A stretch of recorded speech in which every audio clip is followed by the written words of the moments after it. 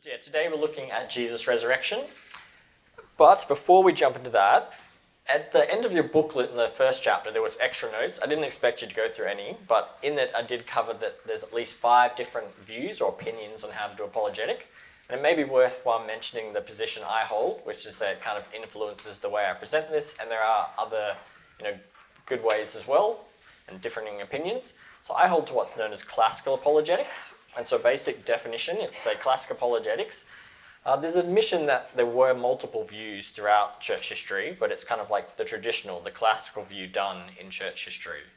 And here's a definition of it. The second bullet point says classical apologetics is the approach that reason in the form of rational arguments and evidence plays an essential role in our showing Christianity to be true, whereas reason in this form plays a contingent and secondary role in our personally knowing Christianity to be true.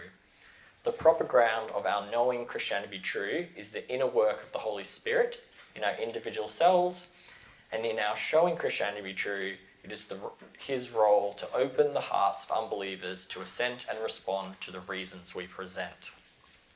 And so in saying that, classical apologetics would want to meet someone where they are, sort of a common ground that's shared. And if they're already a theist, be that, say, a deist, a Jew or Muslim, you can build from there. But if they're an atheist, you would want to first say, then let's look at reasons for God's existence, which is what we covered last week. And then you'd want to move, that's not just enough, you'd want to move then to Jesus' resurrection, to the truth of Christianity. That's what we said, just recapping from last week. I said that what is Christianity? There's different ways you can say this, but the way I like to say it, because I think it's pretty short, is Christianity is the claim that God raised Christ. And for God to raise Christ, God has to exist. So that's what we've covered last week. Yep. And now we're saying that, even if God exists, other people think that and see that, what does it make, the difference? And so it's the truth of Jesus' resurrection. And just want to remind that, some people may say, sort of why not just skip that? And I would say it depends, because someone may say, for all this evidence, we're going to look at Jesus' resurrection. Yeah, that's all well and good, but if God doesn't exist, you've got to understand that any explanation, like whether it's aliens or something else, is just more probable than a non-existent God raising Jesus. And hence, that's the relevance. There's different ways you can approach that, but that's how I go. And I would want to say that there's a lot of value in talking about God's existence, which is to say, like, God is the greatest possible being. There's none that could be greater. And so to know God is just beyond comprehension. It's so amazing that you could know the creator of the universe, a being who is all-powerful, all-knowing, all-loving. Yeah, and so I would definitely want to say there's good value in talking about that anyway. But we've covered that. So moving on then, looking at Jesus' resurrection. Before we look at the details of it, I would just want to pause and say, why does it actually matter? Someone may say, the British skeptic David Hume, Scottish skeptic, David Hume, said a few hundred years ago, so what if Queen Elizabeth I came back to life? Would you start a religion and worship her? No, right? It'd just be some weird freak of nature, some abnormality, and you'd just go, that's strange, and you'd move on. But I'd say that ignores the context of Jesus' life. He wasn't just any old random guy. He was someone who said things like, I am the way, the truth, and the life. No one comes to God the Father except through me. He was someone who was crucified for the charge of blasphemy. And so he claimed to be the Son of God and to be able to sit at God's right hand, to which, the Jewish leaders were either correct in saying, this man deserves to die for his, false claims against God, or if God vindicated him by raising him up, it would show sort of who he is. And likewise, in 1 Corinthians chapter 15, Paul writes, if Christ has not been raised, your faith is worthless, and you're still in your sins, and you have almost to be pitied. And so the truth of this really does matter for Christianity. And in fact, some people have said that one of the advantages of this is, with some religions, you can't really tell whether or not it's true this side of death, which is to say, maybe you're going to be reincarnated and you come back and you find out next time, but there's no sort of evidence that you could tell, you can't falsify it yet.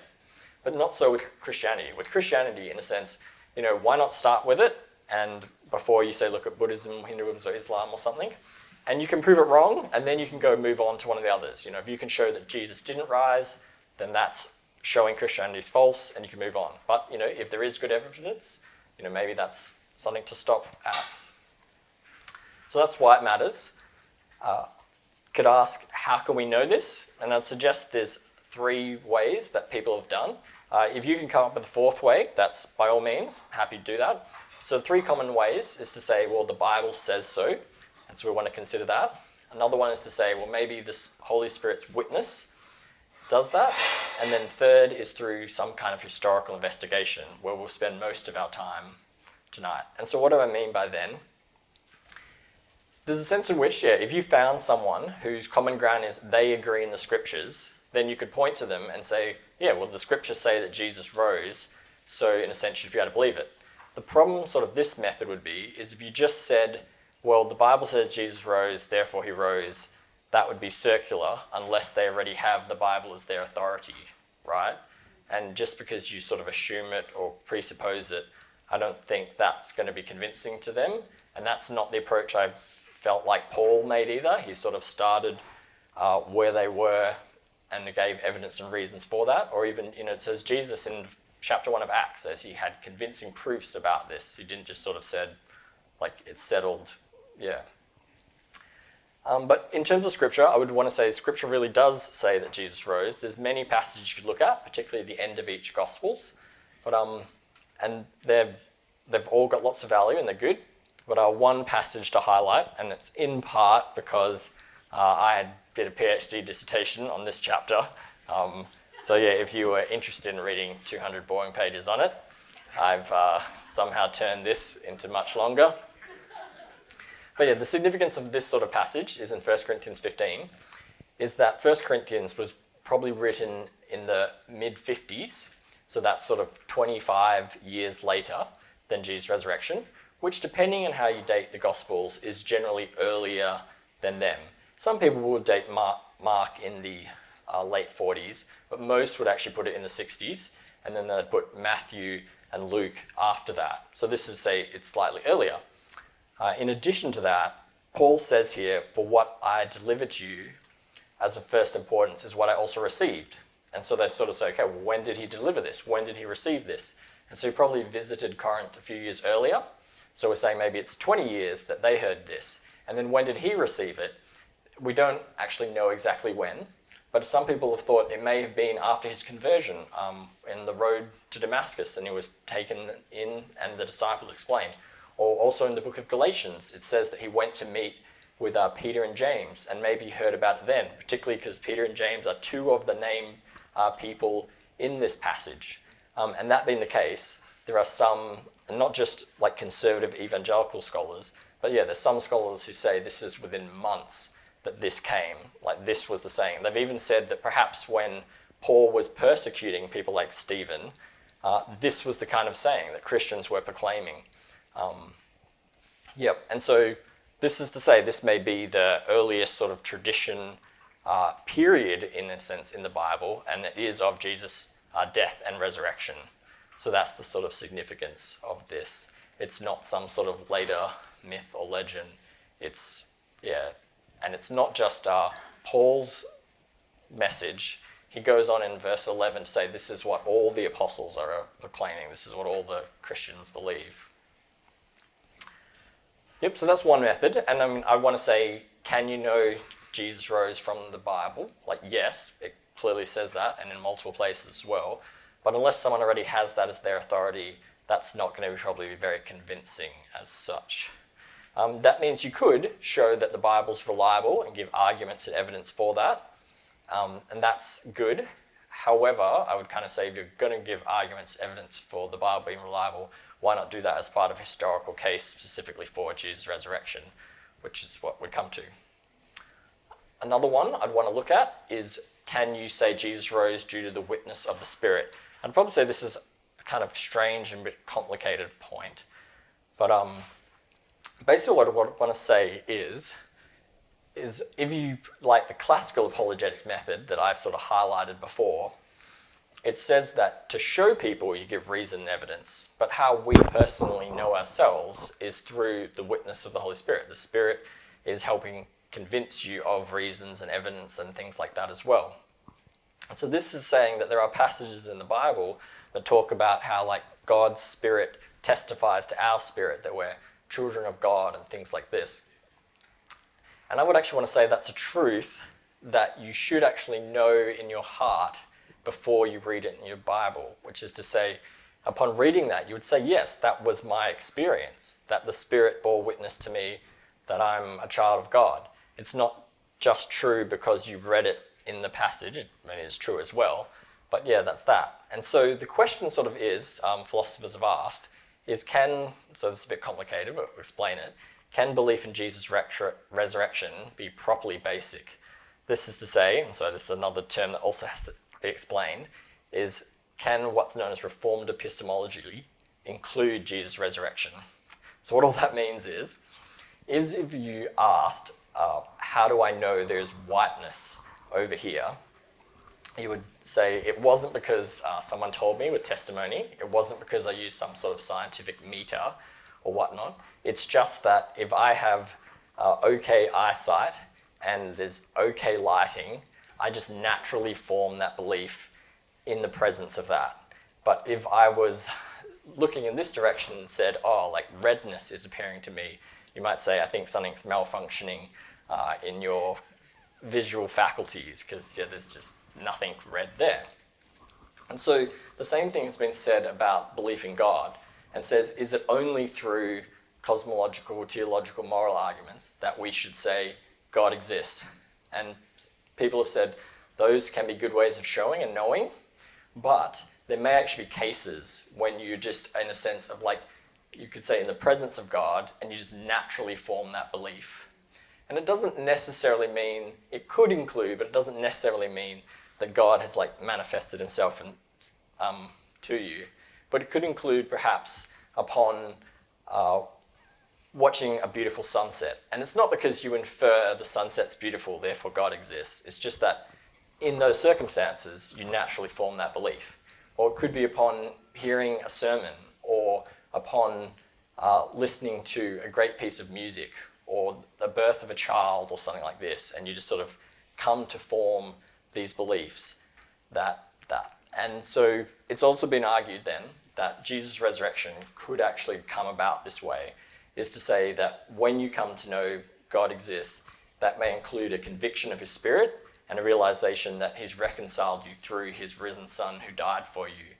And this is not to say then that you should be able to say, hey, I know baptism should be by immersion because the Spirit has bore witness to me that it is this way and not for infants or something like this. I think that would be missing the point. But this is to say Jesus' resurrection and God's existence are part of the great truths of Christianity, and they are quite possibly in this category. So this is sort of the most complicated point. But yeah, I personally do think there is something to this. And so I'd say that, yeah, people could come to know that it's Jesus risen through sort of the Spirit testifying on different occasions to them. And I also tend to think that what we'll look at next, history, is not everyone has the time, the method, the skills to do a historical investigation. And historical investigations are just more probable than not. And there's more data that can be found and turn this off. And so it seems unlikely to me that the only way people could know Jesus rose is through a study of history. I think God has worked in other ways throughout history and stuff like that. Having said all that, I don't know if there's any questions about particularly that point to say, I think you can know Jesus' resurrection. Properly basic basically means that it's foundational. It's not because of something more basic that you found it. Like you would say, how do I know this happened in the news? Because I have testimony of something else. This is just saying you know it yourself. Yeah, and that's also a name of what's called reformed epistemology. Don't need to know that, I guess, if you want to look up books and topics and Google it, you get the correct hits. Yeah. So that is the most complicated point tonight. Apologise. But yeah, no comments on that. We'll move on. And so I'd say the main way, though, you're probably going to be able to show Jesus' resurrection is through a historical method.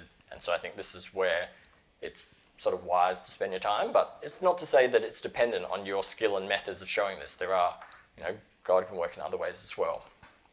But I just want to reiterate, as we said, I think most things in apologetics is more probable than not, and that's the same so with historical investigation.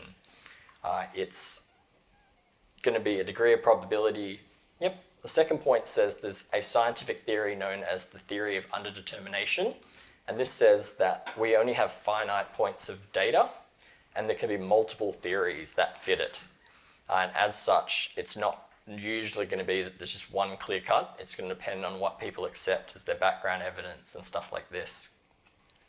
Having done that, then you'd say that you can use what's known as, another complicated term, what's known as abduction, but the more common way to just refer to that is called inference to the best explanation, which say we've got multiple data, multiple theories, and you'd say which is the best one, not just they're all equal. Yep. So we could ask, how do you go about historical investigation? And so there's various sort of criteria that can be used and include things like the distance of the source, which say the closer it is, all things being equal. I mean, people could have still lied and made things up at the start, so it doesn't, prove it. But if all things being equal, it's closer to the source, that's better than not. We want to know the bias of the witness, which is to say, if they were all just sort of disciples of Jesus, then it's less convincing. If you also had, say, hostile witnesses, such as Saul, he was someone who wasn't a Christian. He was persecuting Christians, trying to get rid of this sort of rubbish, and he's also someone who came to see as well. You can have multiple independent attestation, is saying that if you have two independent sources, not two people who have colluded and just copied the story from each other, but if you have two separate sources, it'd be more likely that the reason two people saying that's true is because it actually happened, as opposed to by chance or coincidence, they just happened to get that.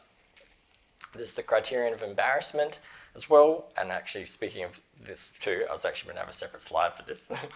But this basically says that if something is, it's unlikely that you make up something that makes you look bad. So generally, if there's something there that is embarrassing, it's less likely to have done that. And an example in sort of the Bible would be Peter, regardless of whether you think he was the first pope or not, he's a key leader, and say, why would the early Christians make up that this key leader, Peter, denied Jesus 3 times? It doesn't help his credibility. Is that, or if we were to ask, like, if you know who's probably the first witness to Jesus' resurrection, does anyone know who that likely is? Yeah, Mary Magdalene. And you'd say, in first century culture, would say it's embarrassing that she was a woman, sadly. Although I would say that's really not the embarrassing thing. The embarrassing thing is, in Luke chapter 7, verse 2, I think, it says that Jesus cast 7 demons out of her. So now we've got a demon-possessed, witness. It's like, that's, just really not the best that you'd put your first foot forward kind of thing. But and that's to say then they likely didn't make that up. Like, if it was, the John the Beloved or something like this, who he was there at the cross and stuff like that, he was courageous, he didn't deny, he didn't have those problems, that'd be much better. But it seems that they've recorded some of this because that's how it probably happened. Just a comment to say that there's been studies to say that these sort of criteria are the same things that's used in secular history. It's not like it's some special Christian criteria or methods like this. There's likewise studies that have recently said, in fact, the secular historians tend to say once a book is generally reliable, like if you've got a few marks, for instance, in the Gospels, you could say the names. We found that the names used in Jerusalem, like Peter, James, John, and things like this, match other sources we have of the names. And if you were to have done that 100 years later, there's a different set of names. Or if you were to do this in Egypt or something like that, there's a different set of names. And they would say, if you have these sort of marks, then people generally accept this. Whereas, so for biblical studies, they're kind of looking verse by verse and saying, what's the evidence for this and this? And this sort of scholar has said, in fact, there's actually a lot of general reliability for the New Testament, and secular historians then would accept just the whole book, sort of on that sort of basis. Yep. And finally, another recent study has said that there's actually a secular or naturalistic bias in general about Christian studies in the world today. And so he thinks that that is actually blocking people from considering possible options, and they should be more open to that. So having said that, we could ask, like, what are some of the marks of the reliability of the New Testament? And there's several you could go to. One of, for instance, is what's known as internal evidence between the books. And for instance, in Mark chapter 6, in the feeding of the 5,000, you might ask, like, why are there so many people without food? Like, are they, just that unorganized that follow this out? And, it's mentioning the grass is green, like that's an interesting fictional detail, right? That someone just puts in their story to make it colorful. Yeah. But if you keep reading sort of in the Bible, like John mentions that this was the Passover festival. And this is when, I should double check this, but off the top of my head, the population of Jerusalem in 1st century was about 40 or 70,000. During Passover, it went like threefold. And this is to say you've got a whole bunch of visitors who come who aren't used to where to buy food, where to stay, and stuff like this. And that Passover happens to be just after the wet season. So that is when the grass would actually be green. And so you sort of put these together. It doesn't prove it, but it seems to be like, hey, they seem to know sort of what they're talking about. It seems to fit together things. And there's many more you can get. That's just sort of one random point. I did talk about the distance of the source. So we could ask, so when are these sources? I've already kind of highlighted 1 Corinthians, but here's a recent book. And this sort of says, he argues for these column. And so for instance, he thinks that Matthew is about 45 to 59 AD, or Mark's in 42, Luke's about 59. But it does mention other scholars who have done the study.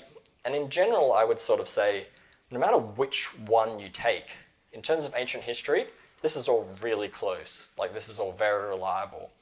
And even if it worried you, like some of these, they're saying that in the 2nd century already, I would say, like, go look at 1 Corinthians, for instance. Like that one text we said.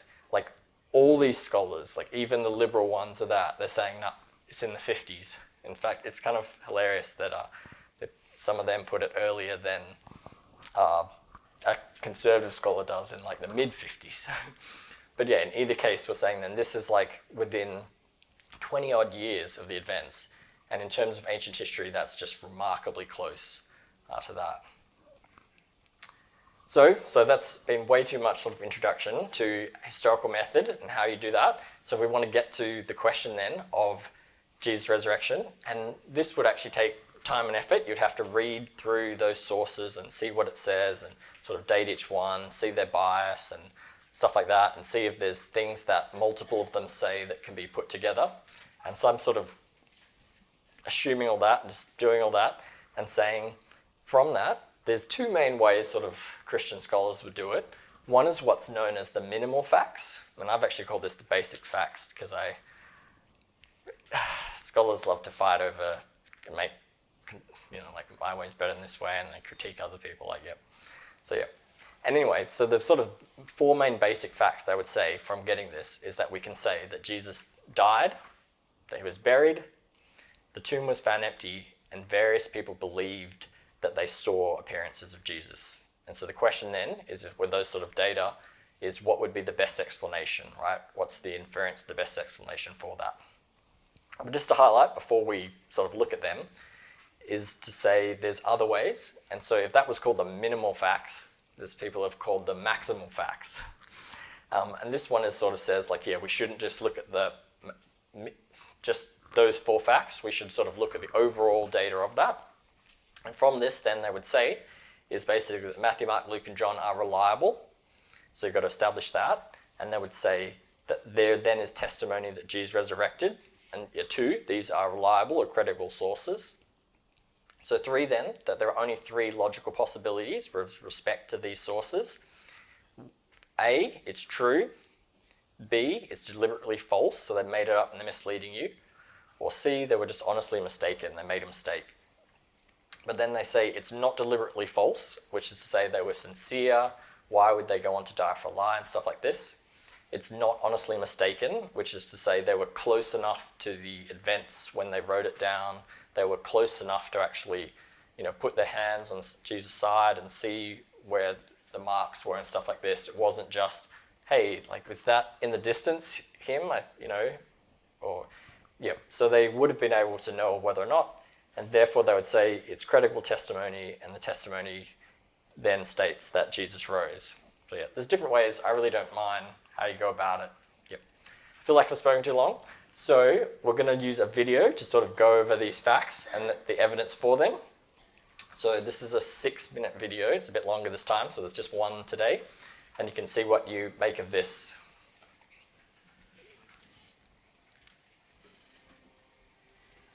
Why was Jesus of Nazareth crucified? Because he made outrageous claims about himself. He claimed to be the one and only Son of God.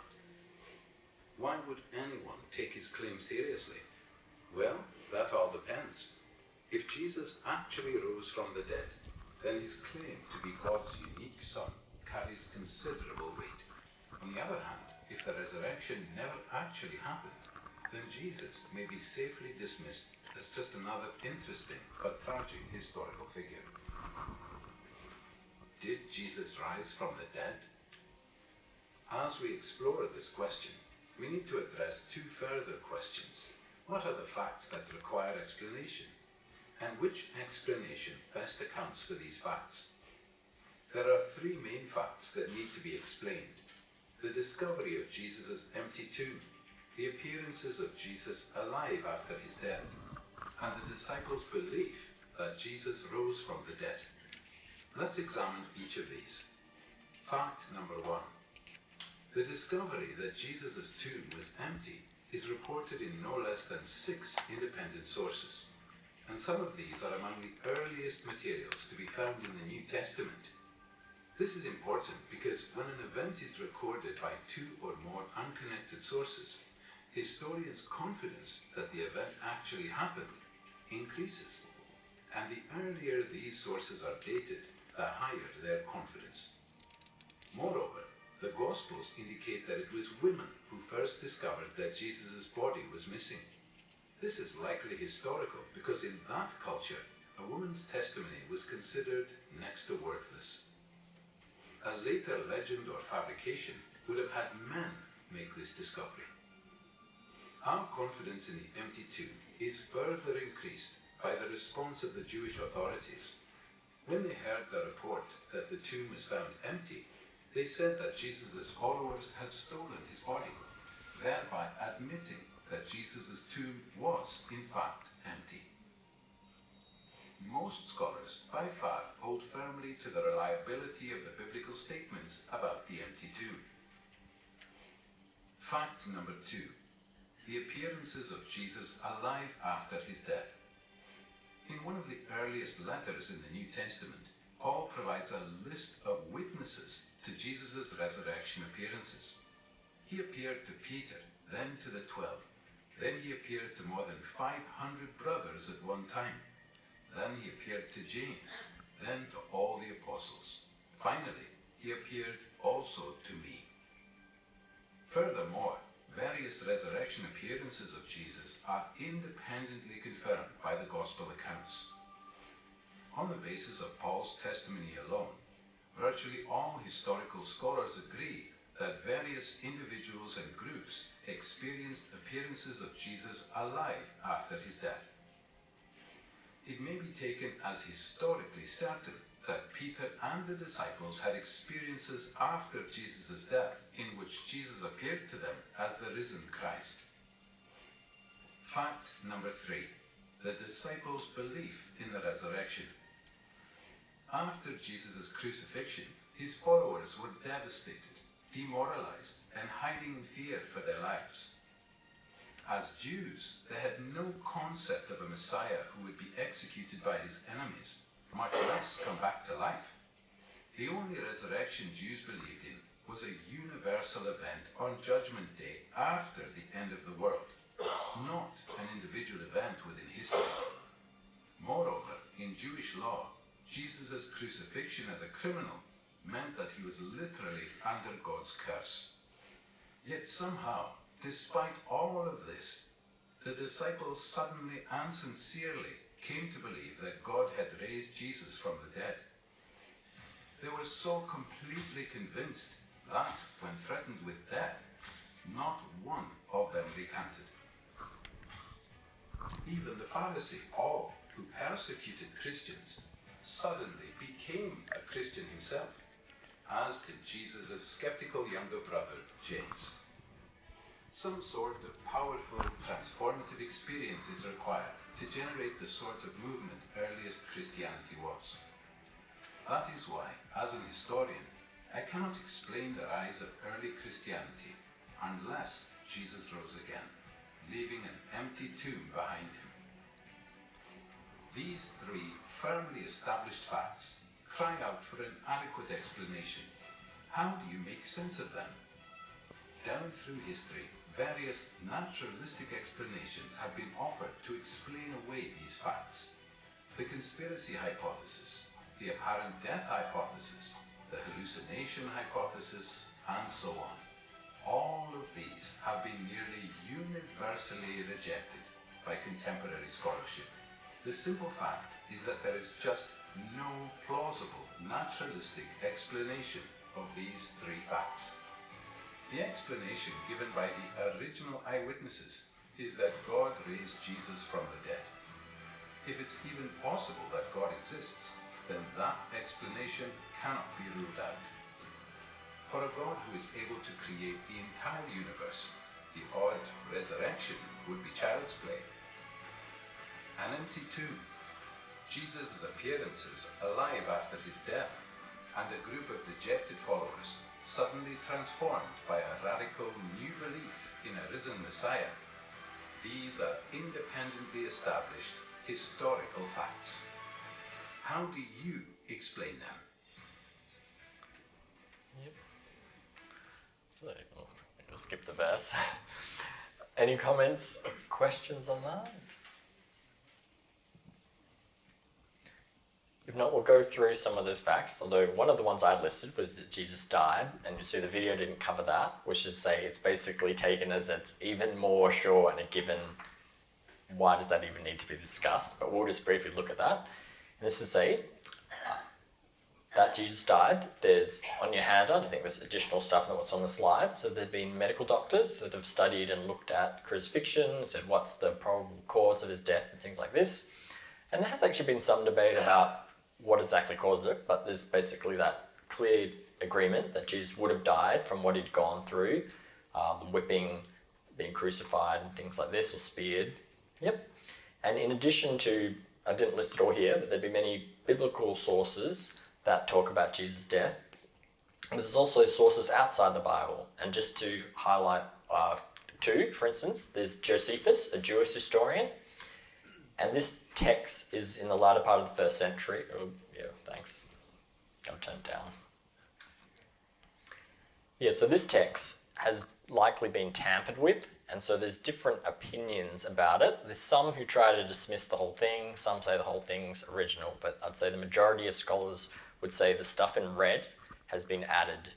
Yep, and so I'm going to read just the stuff in white, and we'll sort of see, we're really asking here, is there evidence that Jesus died? And so Josephus says, now there was about this time Jesus, a wise man, for he was a doer of surprising works, a teacher of such men as received the truth with pleasure. He drew over to him both many of the Jews and many of the Gentiles.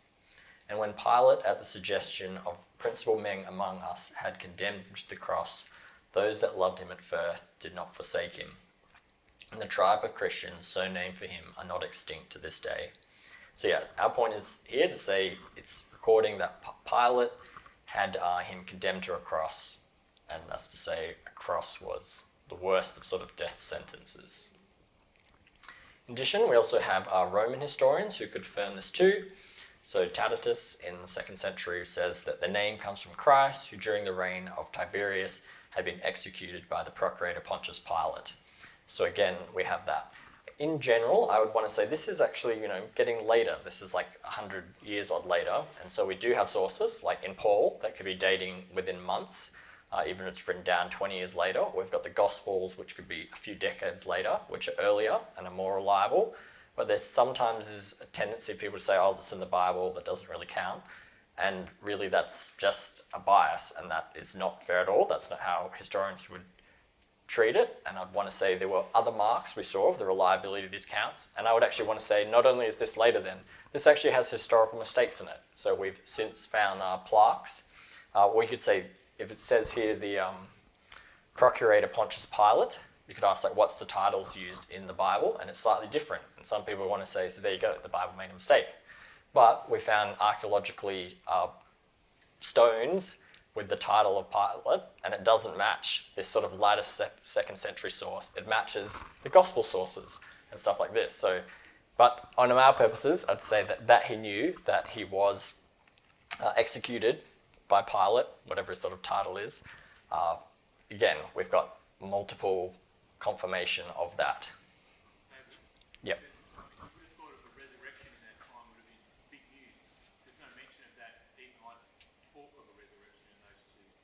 Yeah. Well, yeah. So in that sense, I mean, maybe that's part of the reason why there's some debate about this text, although it did get tampered with. I mean, because say if you take the red, it does say, for he appeared to them alive on the third day. But then it would seem like if he really believed that, how come he didn't become a Christian? Yeah, so it doesn't seem like him as a Jewish non-Christian would state that. But yeah, there is some discussion about that. And I guess we do see in the mid-2nd century, Justin Martyr, in his dialogue with Typhro, discusses that, so there's knowledge then. But yeah, so why not earlier?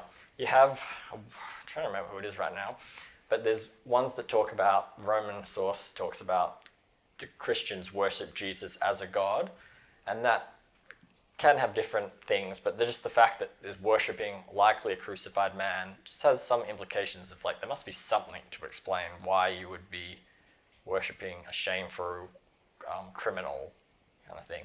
But yes, you're correct there, and that is part of the discussion, debate, and that's why some people want to try to toss out stuff and say it doesn't show. And I guess this is historical argument as more probable than not. Yeah. Moving on, that's to say then, so there should be evidence for Jesus' death. Likewise then, we'll look at the burial, which was briefly mentioned in the video, and I'm just saying here there's multiple sources that indicate this. It's also said to have been Jesus been buried by Joseph of Arimathea, and this is embarrassing in the sense that it was none of the disciples who were brave enough to go up and say, we'll take the body. It was one of the members of the Sanhedrin who got him crucified. And you can say he was, in a sense, a follower of that, and this sort of shows it. But it wasn't like an outright follower who was just sort of following. This is also a known individual, which is to say, if we said that, there was like some asteroid that fell last night and I took it and I put it in my house, actually I feel like there'd probably be several people who know where I live here in this crowd. But in general, most people have no idea where I live and they'd be like, not useful. But if, we said it was picked up by a guy called Albanese, and he took it back to the lodge. Everyone would, in theory, know where to go and you can check it out. And this is to say, this is a member of Parliament, Joseph of Arimathea, part of the Sanhedrin, like this. And so it could be checked out. He's a known figure and stuff like this. Yeah, there's more can be said, but that's so likely buried. And then the tomb being found empty. Already mentioned, well, I guess the first appearance was to Mary of Magdalene, but still, women were the first discovery of the empty tomb as well. And this was embarrassing because these quotes basically don't say that women discovered the tomb empty, but these say that women's testimony was not very well valued in first century, whether that was in Jewish or Greco-Roman sources.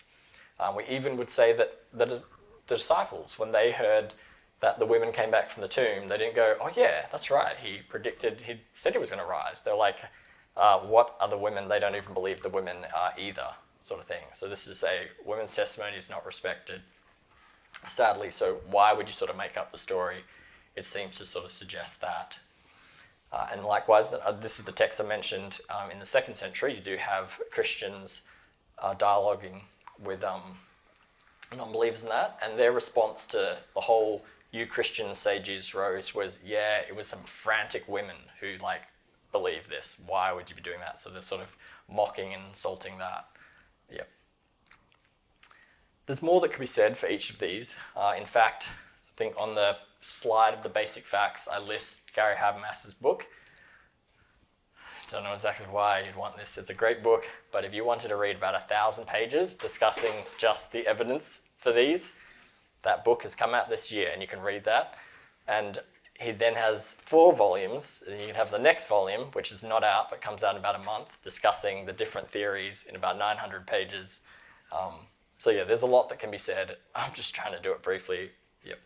The last of the 4 facts was to say that various people claim that they saw appearances of the risen Jesus, and to say this has multiple. That includes both individuals like Mary. It has groups like the disciples without Thomas and later with Thomas and things like this. It has skeptics, which would seem to include James, the brother of Jesus, and that's to say it says that during his life he didn't believe in Jesus. He found him an embarrassment. It doesn't say exactly when he sort of changed his mind, but given that he wasn't at the cross and that Jesus, when he was dying, commits his mother into the beloved disciples' hands rather than, don't worry, you've got your sons, they'll look after you. It seems to suggest that he's not that, and yet in 1 Corinthians 15 it says that James, in that sense a skeptic, came to believe, and you also have enemies in like Saul who have come to believe. So yeah, we've got many people, and to say they had changed lives, whether it was from being cowards who, when a slave girl said, surely you're not one of them, like Peter would deny, to tradition, which may not be fully reliable here, but maybe, to say Peter would be crucified upside down, sort of his belief. But the point would be, yeah, they had just a whole changed life, and what they said was, God raised Jesus.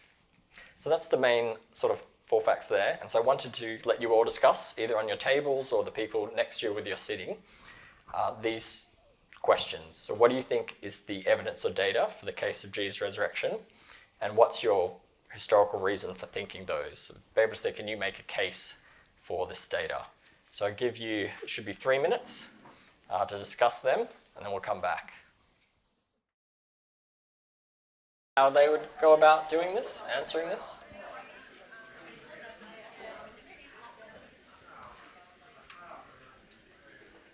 No? Well, no one had further questions about it that came up? Just wondering, David, if you could explain how the gospel accounts are independent of one another, if they're written by disciples or those closely associated with the disciples? Yep, got you. So, great question. Yes, I guess everyone heard that, so I don't have to repeat. How are the Gospels independent?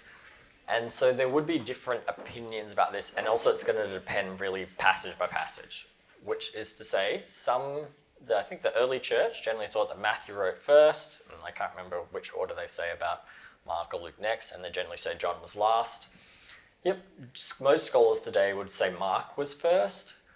Whether or not, it doesn't matter so much, but they're basically then saying there is some sort of dependence, particularly with what's known as the Synoptic Gospels, Matthew, Mark, Luke, and they generally say John seems to be independent and does sort of his own thing as such. So at least at minimum then you generally have 2, the Synoptics plus John. But yeah, I'd say it depends passage by passage, which is to say if we take the birth narratives, they seem to have enough differences that you've got 2 independent accounts of it in Matthew and Luke. Yep, and through much of the passion narrative about Jesus' death, it seems to be sort of one source. However, when you turn to the resurrection narratives, you actually do seem to have 4 distinct sources, which is to say, Mark, depending on how you take the ending of, may have just had women sort of announcing, or young man announcing to the women that it's happened, but no appearance as such. But then in Luke, you've got like the disciples on the road to Emmaus. In Matthew, you've got the accounts of like the guards stole the body and stuff. And in John, you have appearances by the lake and with Thomas and stuff like this. So you would have like independent sources of that, but it's going to depend on which. Say for the feeding of the 5,000, you could be arguing that that's one source. Even I paused there saying, again, I think people would say John 6 is a separate account of the feeding the 5,000 that's independent, but they would probably say the synoptics are using one source there. So it depends. But yeah, that's a good question. Yeah, and depending on the issue as well, so there'd be stuff beyond the Gospels, like Jesus' death is in Paul, not just in 1 Corinthians, in elsewhere, and it is also, if I'm not mistaken, in Peter. And for skeptical scholars, depending on how you date Paul, you may say there's also, so some scholars may say that, I'm trying to think, where in Ephesians, say, it talks about Jesus' death, and they may say Ephesians wasn't actually by Paul, so in some sense you get another source. But I tend to think that it is one source, so yeah, that'd just be one account. Any other questions? If not,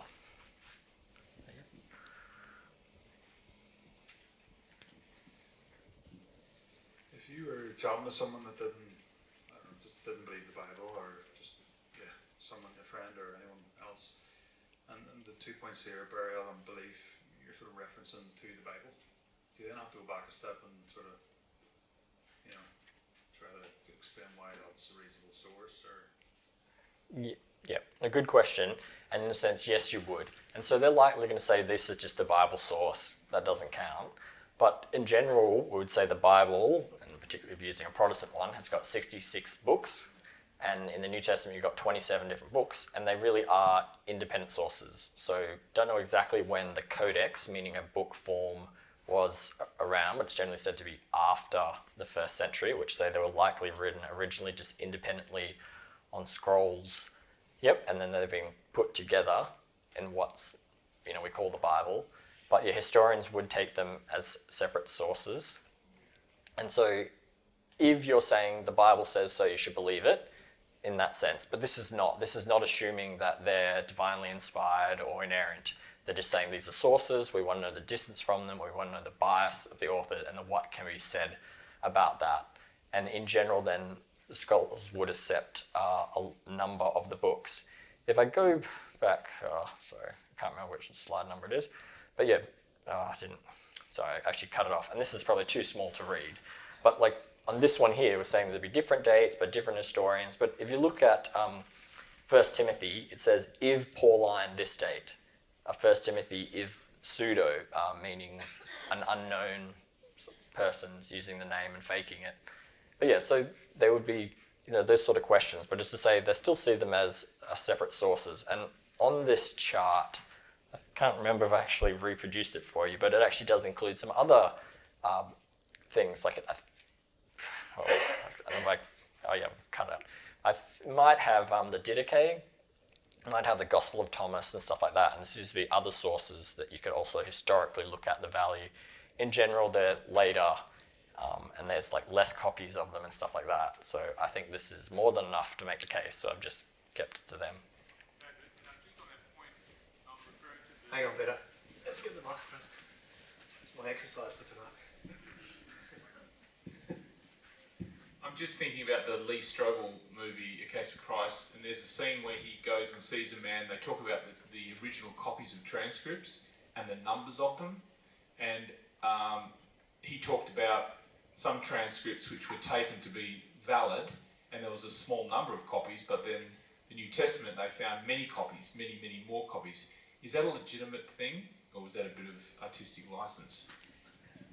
Yes, no, in general, that is a valid point. I guess because there's so much to cover, I've kind of assumed that, and I would say if you did look into it, I think you would find that there's good evidence for that. And that's to say, for instance, we mentioned Josephus and Tacitus. I do not remember the exact number of copies they have off the top of my head. I'd want to say it's probably less than 100, and whereas in the New Testament in Greek, you've got over 5,000, and then you've got also in other languages like Latin, Syriac, Coptic, and things like that. And you would need to be able to establish, like, is the text reliable? And I know, for instance, in 1 Corinthians, in that passage we looked at, there is a variant. So there is some differences in the manuscripts. But the difference is, did Jesus appear to the 12 or or did Jesus appear to the 11? And all the rest, there are no variants. So like you don't actually have 5,000 manuscripts of that passage because some of them are just of different books. So I don't know exactly how many manuscripts there are of 1 Corinthians, but let's say there's several thousand. We're saying they all say to Peter, to James, to the 500. Like there's no discrepancies there as such. And yeah, there's many copies, early copies, and I think in general, if you look at it, you'd find that, yeah, that's really solid evidence for it. And again, particularly if you contrast that with other ancient literature, just the New Testament has just sort of got like a mountain of data ahead of it. Yep. Also, we'll move on then. Some great questions. Happy to take some more at the end, but just to follow this. So then we basically said then there's certain data that you've been able to show is probably historical likely, which is say Jesus said to have died, or he's buried, the tomb is found empty, and various people claim to have seen him. But the question is then, what do you make of that? And so you'd want to take into account inference the best explanation for that. And then these are the different theories that people have come up with. And so these are sort of all the logical possibilities. And the first one, which I put a dot, and I put that to say that I don't even find it plausible. I don't think historians do. So yeah, there may be like other skeptics in a sense to take this, but they'll just say the whole thing was made up. And the basic response to that is no, there is stuff within months saying that this happened, definitely within decades and stuff like that. So even though it's a logical possibility that the whole thing made up, the evidence shows that that is not, like if you believe in sort of any evidence, unless you're going to somehow say it's all just that, that one really doesn't hit. So it's really these other options. The first one is to say that the disciples, they didn't see anything, and it was just made up. Like they claimed that Jesus rose when they never saw anything related to it. Right? The second option would be to say that they saw something, but what they saw was in their heads. Yep, it's some sort of dream, vision, hallucination. The third one is to say that they saw something, it was outside of their minds, but it was a mistaken identity, so it wasn't actually Jesus. Maybe he had a twin brother or something like that they confused him with. Yep. The fourth option would be to say the disciples saw something, it was outside their mind, it was Jesus, but he hadn't actually died on the cross. This is to say he swooned, he fainted, and just later sort of naturally revived. And the fifth one is to say that they saw something, it was outside their minds, it was Jesus, and he had actually died, and now he was back from the dead. And that's to say, logically speaking, you can say, and he just naturally came back, some sort of like weird quantum fluctuation. But that's so far-fetched to say it seems more likely that God raised Jesus would fit that. So that's just sort of the options, and you need to look through for each one. And there is a video, which we're skipping, but if that interests you, that's like the part 2 that discusses that. But we'll sort of discuss some of this. And it's to say, that first option of saying it's just a later legend. The problem with this is that you've got lots of documents within the lifetime are really close to this. So it just sort of doesn't add up with the data as such, unless you just become hyper skeptical. John Dixon, a Australian historian from Sydney who now lives in the US, has for like 20 odd years said if anyone could find a historian who doesn't think that Jesus existed, this kind of sounds sacrilegious, but he says he would eat a page of his Bible. I assume it's like one of the blank index pages or something like that. But for like 20 odd years, no one's been able to come up with an historian who denies Jesus' existence. And so that page has stayed safely in his Bible, kind of thing, which is say this is in that category of sort of far-fetched. Some might say, they've copied some sort of pagan myths about dying and rising God. And really, I would say the burden on proof is them to show that. But in general, most of these end up being superficial. And the idea is that there were gods that died when winter came, and when spring came, the crops grow that. And that's really not close to the claim of Jesus' resurrection. The other thing you have to be able to show is that there's actually a causal connection, which is to say that the Jews actually knew these stories. It's not just enough to say, they found something in some place that says this, but unless you can show that they were aware of this, and so they copied this over. And then you really have to remember that the Jewish people went into exile for copying sort of pagan beliefs. And so why would they be wanting to copy this stuff that sort of risks their nation, their land, and stuff like this again? They're trying to keep away from this, so it seems unlikely that this cultural background would copy those stories. The next option was to say that they didn't experience anything, but they made it up. And the kind of things you'd ask here is, why would they go on to die for a lie? And you might say, well, actually, people die for lies all the time as such. And one of the differences would be that they were in a position to know. So unlike, sadly, maybe you had, terrorists who fled planes into building, they may be dying what you may think for a lie. They may not think it's a lie, but they're really not in a position to know the truth of that message or not. But to say these were people who were in that position, and if something like Watergate, I forget how many men were in Watergate, it was just a handful, and it didn't last more than a few months. Like, they weren't prepared to go. Yep. It also doesn't explain then, it's not just sort of friendly disciples, but there were skeptics like James and Paul or Saul. Yep. And this one wouldn't explain what happened to the body. And even if it was that and this is to say the resurrection was proclaimed in Jerusalem. It wasn't proclaimed first like in Egypt and they had no way to check it. This is like on the day of Pentecost, 50 days later. It's clearly being publicly brought about, and they could have dug up a body, and then it would be on the disciples for them to say, hey, this rotting corpse, it's not Jesus because he doesn't have the same nose shape or something like that. And that's not how the discussion went. It's basically to say that there was admission that the body was missing. The claim was that the first claim, as recorded in Matthew, and it's also repeated in that 2nd century Justin Martyr, saying is the disciples stole the body. And you have to say, yeah, is that plausible and things like that. And in general, this doesn't seem like a good theory for accounting for those facts. So the second one then would be to say that it was just in their minds. And I'd actually say this is probably the most popular naturalistic theory today. Yep. But one problem is it has to have other things added to it, because it wouldn't explain the empty tomb. It doesn't explain what happened to the body, so you have to add that on. And if you're using inference, the best explanation, this is to say it doesn't have good explanatory scope. It may explain the appearances, but it can't explain, the empty tomb, for instance. And so that's sort of a mark against the theory. And just to say, group hallucinations are really uncommon. And the kind of analogy can be is if you were if you're married, you're lying in bed, you had a wonderful dream, and you wake up and you tell your spouse, guess what? I was in Hawaii. Let's go back to sleep. We can have a free vacation like that. And the idea is you can't enter into someone else's hallucination as such. So yeah, this doesn't seem to account for it all. In terms of a mistaken identity, which is say, could it be identical twins that they sort of confused? But the sort of problem with this is it's sort of ad hoc, like we just don't have that. It's kind of a smart, in fact, the person Graieg Cavan, who suggested this, did get his PhD for suggesting this, so there you go.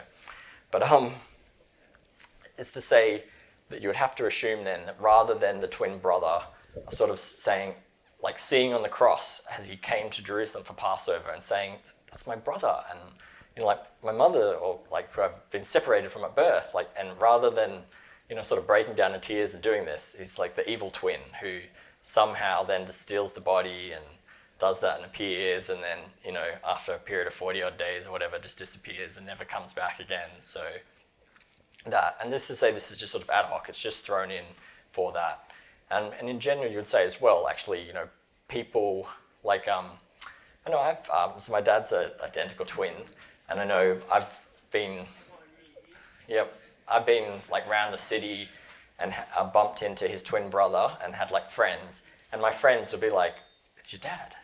But like I can tell the difference. It's not confusing. And I even found it was interesting, my own kids, like when they've met the twins and they will sort of stare for a moment, be like, no, that's not. Like, it's generally, and you might say, well, they're not close enough twins or something. But in general, say people can tell, and if these are people who had spent 3 years with Jesus, this theory is just unlikely, basically.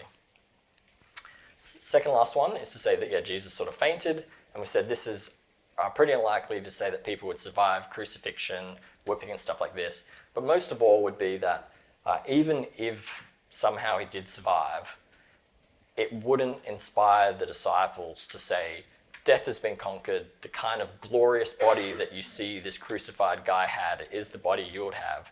They would have been like, wow, like, that's just amazing. Let's get you to a hospital. Like, let's forget this whole Messiah thing. It's amazing that you're alive, like that. But that's, not the sort of way they interpreted and understood it. And so it just seems unlikely. So saying the final one then is it seems like there's no good natural explanations. In terms of the resurrection hypothesis, this would make sense of all the data. It would explain Jesus died, tombs found empty, people claim experiences. And the general main objection to this is that, God doesn't exist, so he can't raise Jesus. And that, I guess, was the relevance of the last week's to say then, is that, some people would say, no, you can just sort of keep pushing the historical evidence and say it's just that strong. You should see from Jesus' resurrection both that Jesus rose and that God exists. And, people do, upon hearing the evidence, go that way. But I personally think, and this is why I hold to that classical view, and you're free to disagree with me here, but I personally think, there's something about that if God didn't exist, such as maybe the problem of evil, disproves God, which is what we'll look at next week, then, one of the other options must be more likely than this. And so as such, I think you can then show good reasons that God exists anyway, and then you put that together, this sort of makes sense. I'd also want to point out then that it isn't just like a historical intellectual argument and that there's like real significance of this. For instance, in 1 Corinthians 15 verse 20, it says, "But now Christ has been raised from the dead, the first fruits of those who are asleep." This is to say, it's not just, okay, Jesus rose, that's nice, but they're saying this is the promise that if you trust in Christ, you too will one day rise, that death is not the end, there's hope and life beyond the grave. In that passage as well, it talks about Christ died for our sins, which is to say, there's forgiveness and things like this. And this is to say, given like the benefits that are said to be associated with this, you'd almost want to be even more sort of skeptical and questioning of it, because you'd be like, well, of course, anyone would want to believe this with so much. But I do think there's good reasons looking to that. If you've got any questions, that's great, but maybe you can save it in a sense for your table, because we'll do another 3-minute discussion. And I'll look at this question is, what do you think is the best explanation of the facts concerning Jesus' resurrection? And why is this better than other theories? Okay, does anyone want to share from their table? What did you discuss? What did you find? Who's going to share with the group? It'd be great to have one or two people share. Did I see a hand over here somewhere? Come on, be brave. Oh, yeah. Down here, Ben.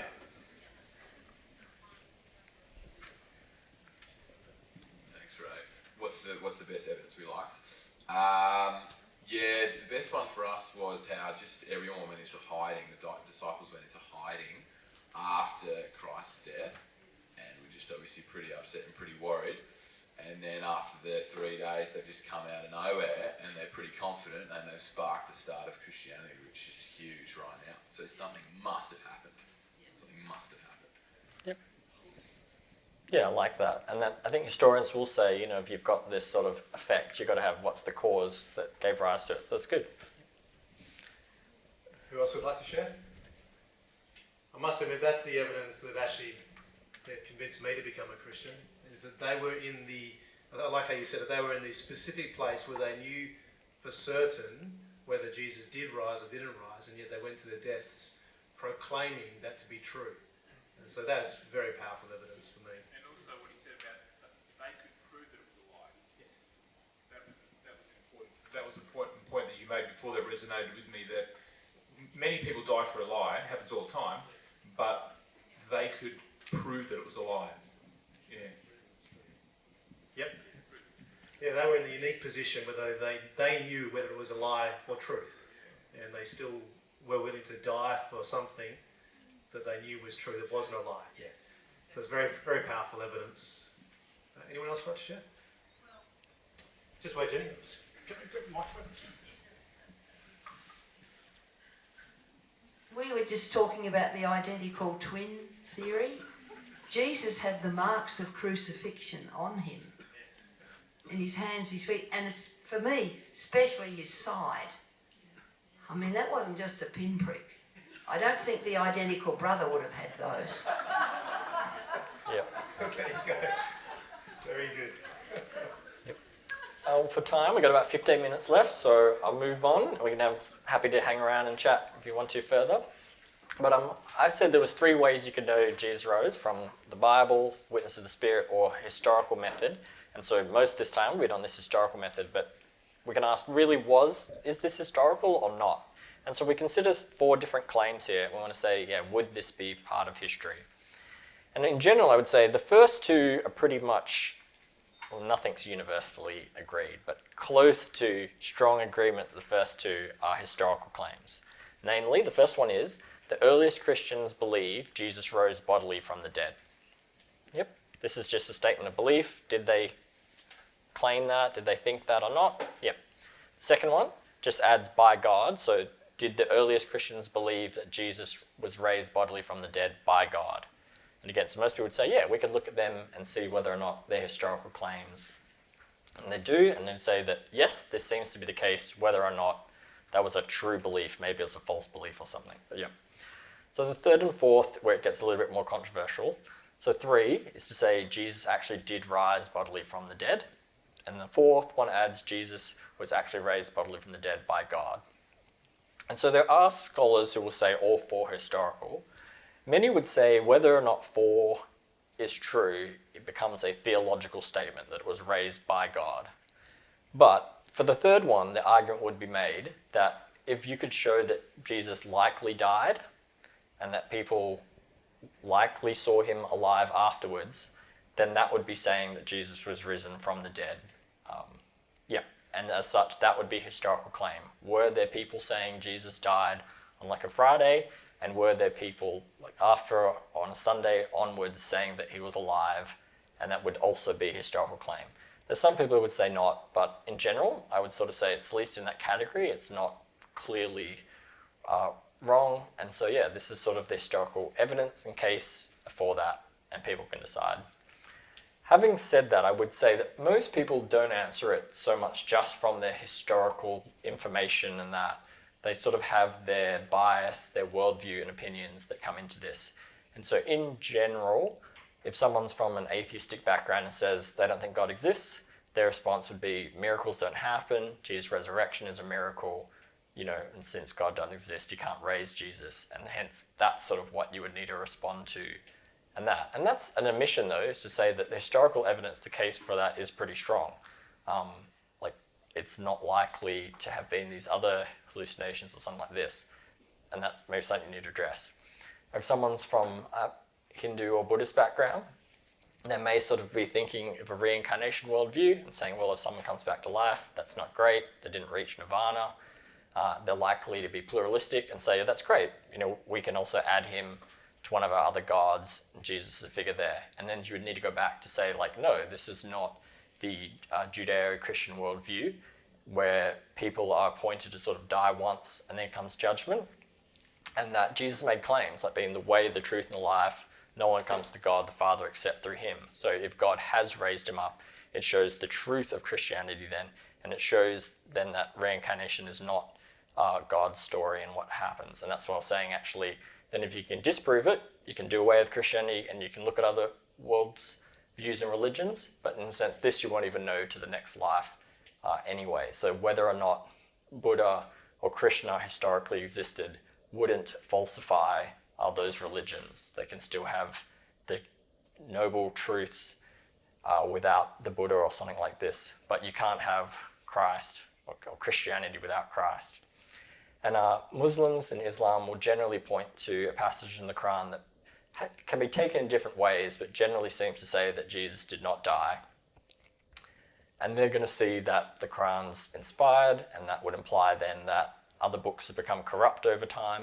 But I guess that's where you'd want to say, it's funny that it's not just that he wasn't buried or the tomb wasn't found empty, it's that he didn't die. And you'd say, no, there were Christian sources, Jewish sources, all these sources like very close to the event, multiple that seem to indicate this, and so it seems unlikely, but that's the kind of thing you would have to discuss.